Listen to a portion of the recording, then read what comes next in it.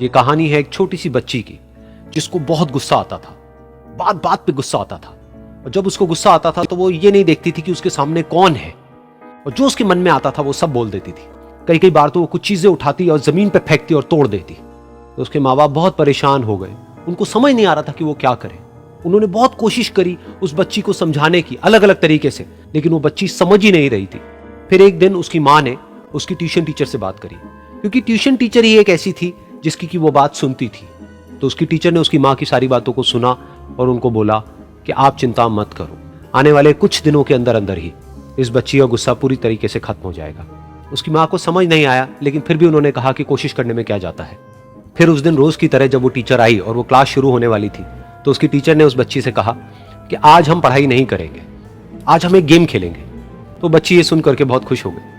फिर टीचर उस बच्ची के साथ में उस घर के पीछे एक दीवार के पास में जाकर के खड़ी हो गई और उस टीचर ने उस बच्ची को कहा कि गेम ये है कि अब जब भी तुम्हें गुस्सा आए, तुम्हें एक कील लेनी है और यहां पर आकर के इस दीवार में गाड़ देनी है, थोड़ी सी, जितनी हो सके। फिर उस बच्ची ने टीचर से पूछा, लेकिन इससे क्या होगा? तो टीचर ने कहा कि जब ये गेम खत्म हो जाएगी तो तुम्हें एंड में एक प्राइज मिलेगा।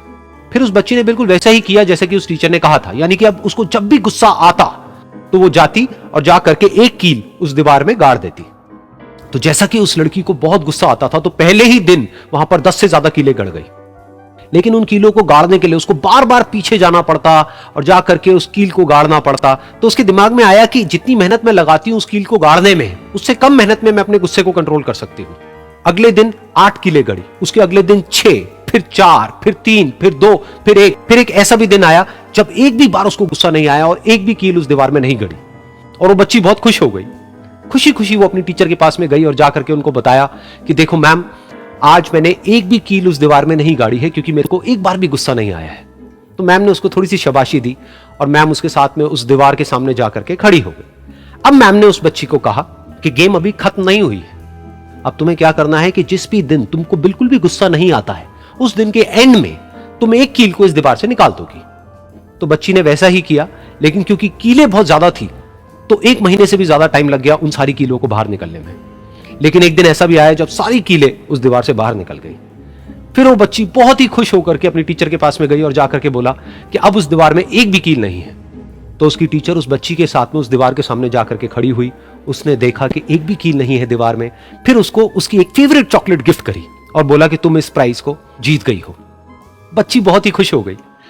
फिर टीचर ने उस बच्ची से पूछा कि क्या तुमको इस दीवार में कुछ नजर आ रहा है? तो बच्ची ने कहा, नहीं मैम, इसमें तो कुछ भी नहीं है, सारी कीलें निकल चुकी हैं। तो उस टीचर ने कहा, एक बार ध्यान से देखो, शायद कुछ नजर आए।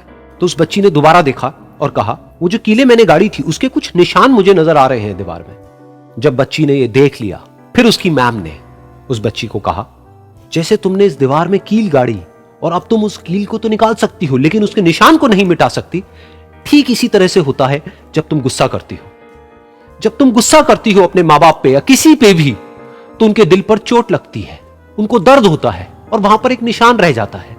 उस निशान को तुम चाह करके भी हटा नहीं सकती, फिर चाहे तुम उनसे जितना मर्जी माफी मांग लो। ये सुनकर बच्ची को अपनी गलती का एहसास हुआ और वो रोने लगी और वो भागती हुई गई और अपनी माँ के पास में जाकर के उनसे गले लग गई और अपनी माँ को बोली कि मम्मा, मैं आज के बाद कभी गुस्सा नहीं करूंगी, मुझे समझ आ गया है मैंने क्या गलती करी। और उस दिन के बाद उस बच्ची ने कभी गुस्सा नहीं किया।